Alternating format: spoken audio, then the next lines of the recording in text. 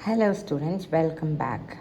In this video, we are going to continue the NCERT Class 12 History Chapter Bricks, Beads and Bones Part 3.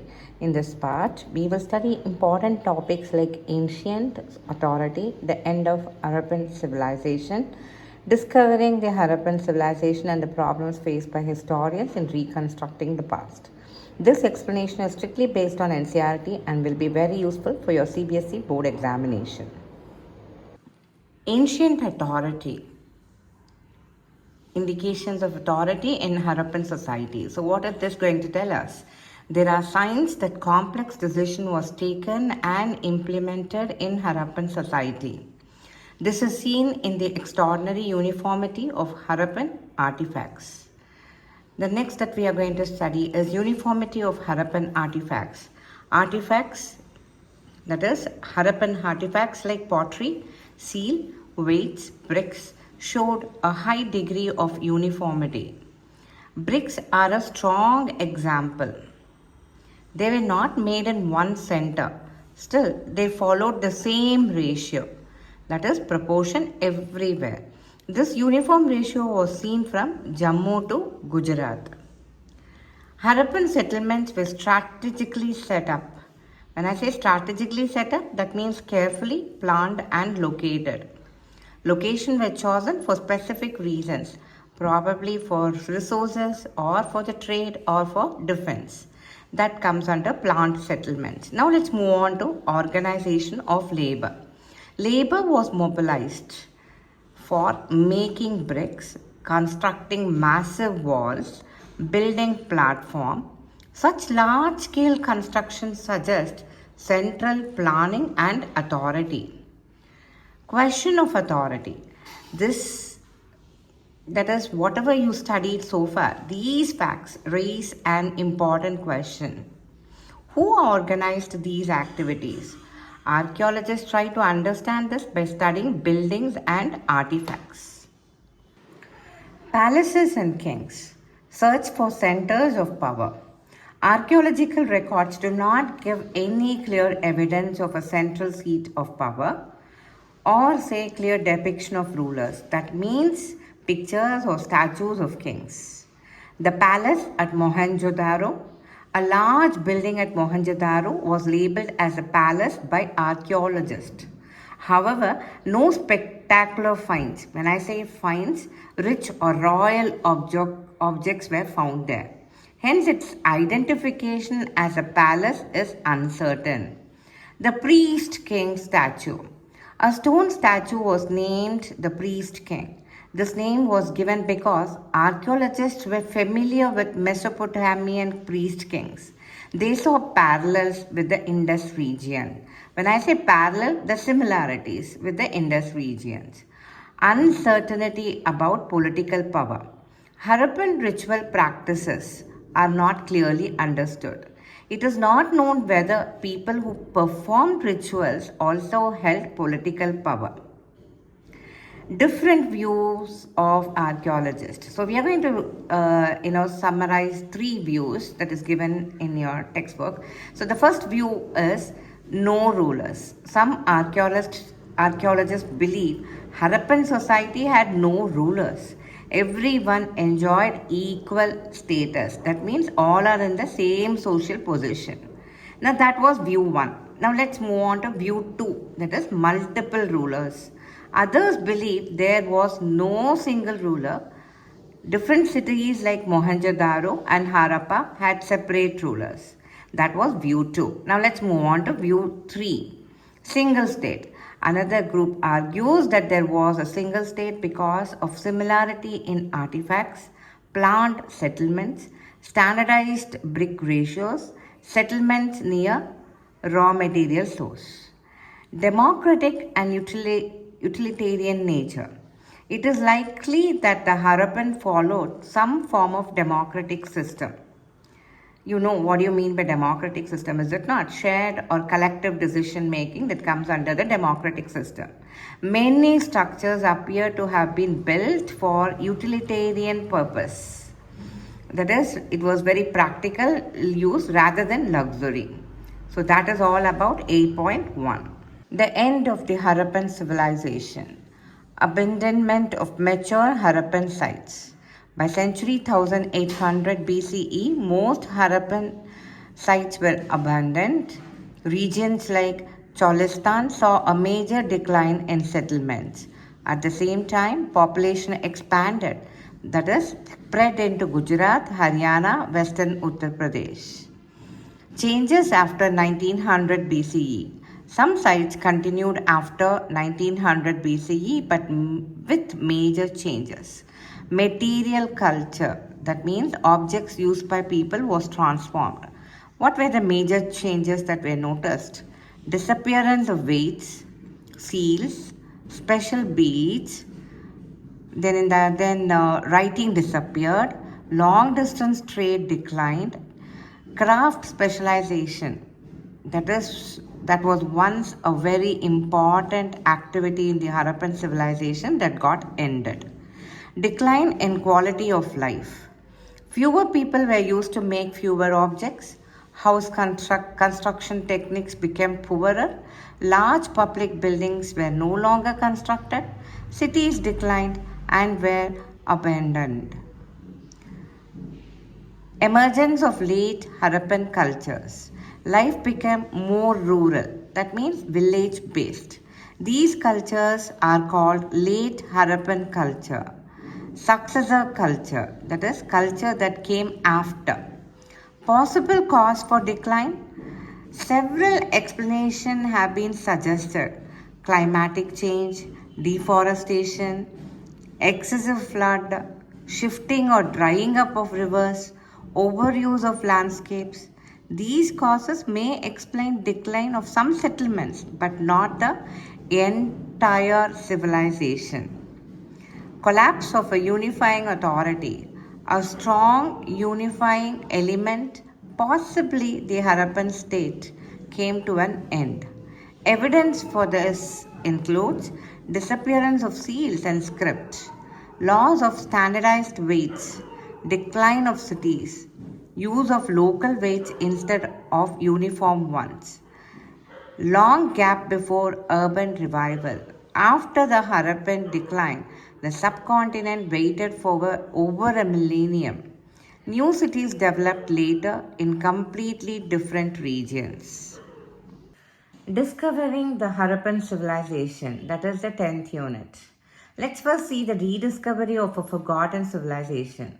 What did these archaeologists do? They reconstructed our Harappan history using material remains. Material remains, that is the physical objects like pottery tools.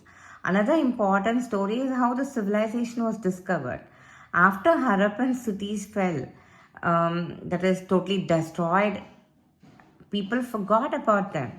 Later, settlers found artifacts washed out by floods, exposed by soil erosion, found during ploughing or digging. So let's move on to the next topic, Cunningham's confusion. He focused on written sources.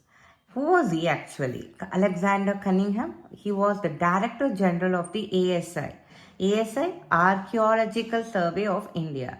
He worked in the mid-19th century. He preferred written text and inscriptions as evidence, and his main interest was early historic period, that is between 6th century BCE and 4th century CE. He used Chinese pilgrim accounts. So what he understood from them, he used this account of Chinese Buddhist pilgrims to locate the sites. Pilgrims visited India between 4th and 7th century CE. He collected and translated inscriptions during the survey. Harappa, whatever the Chinese accounts, okay, he did not find anything, any record about Harappa in the Chinese pilgrims, and he found that it was not an early historic city. They did not fit Cunningham's framework. He found Harappan artifacts but could not date them correctly. Thought Indian history began in the Ganga Valley. A Harappan seal was given to him. He noted it but failed to understand its age and importance. That is the very important question about Cunningham's confusion. If you're going to write the same way as I've explained, definitely you will definitely get the good full marks. If you're going to write it in the same heading and the explanation is the same, definitely you will get full marks. Next, let's move on to discovery of a new old civilization. Early 20th century discoveries. Let's understand who are these historians. Daya Ram Sahini discovered seals at Harappa. He found in layers older than early historic levels. Rakhal Das Banerjee found similar seals at Mohenjo-daro, and they announced of the Harappan civilization. Their discovery showed Harappa and Mohenjo-daro belonged to one culture. In 1924, John Marshall, Director General of ASI, announced discovery of a new civilization. Quoted by S.N. Roy, Marshall left India 3,000 years older. Now the global significance. Similar seals found in Mesopotamia proved that Harappan civilization was existing at the same time with Mesopotamia. Let's move on to John Marshall's contribution and limitation. Professional archaeology. John Marshall, he was the first professional archaeologist in India. His experience were from Greece and Crete. He was interested in spectacular finds, everyday life patterns. Excavation method problem. He excavated in uniform horizontal units. He ignored layers of soil showing time sequence. And what was the result? Artifacts from different periods mixed together, loss of valuable contextual information. Now we will move on to Wheelers and new archaeological techniques.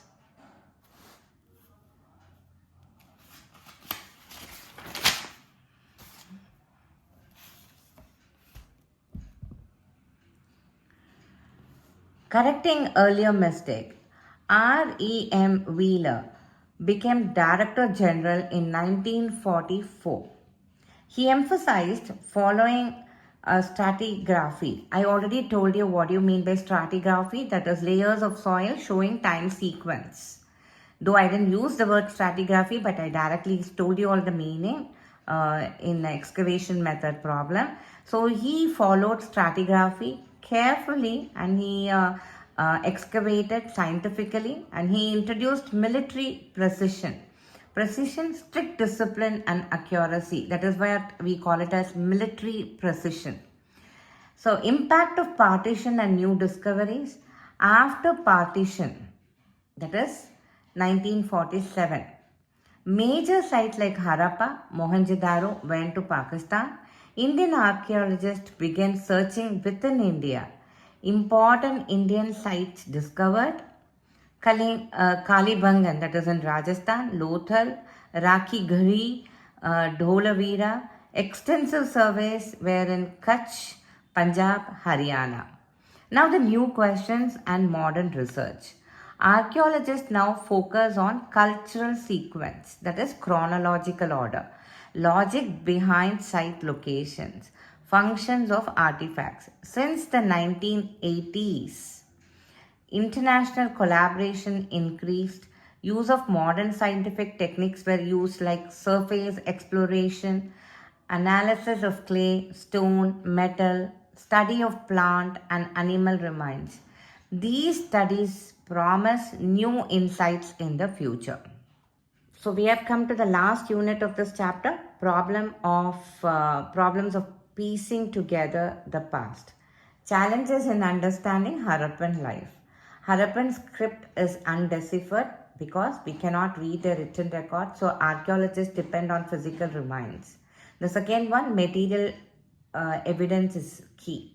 These include pots, tools, ornaments, houses, seals, etc. The third one, organic materials like cloth, wood, leather, usually rot in hot and humid climates. Only stone, terracotta and metal survive. Most items found are broken or discarded. as valuable objects were lost, reused or hidden. That was the last point under challenges in understanding Harappan life. The next one, classifying finds. How archaeologists classify artifacts? By two ways. One is by material and the next one is by function. That is by use. So under material it is stone, clay, bone, ivory, metal, and by function it is as a tool, ornament, ritual object. Tools used to understand the use of artifact. Modern comparison. Now when we're going to compare ancient tools with modern ones, we found the location. That is, in a house, it is likely domestic use. If it is in a drain, that means it's a waste. If it is in a grave, then it means burial object. If it is in a kiln, it is production or craft. Now, indirect evidence, no Harappan clothing survives, but traces of cotton on copper and statues showing dress help guess what they wore.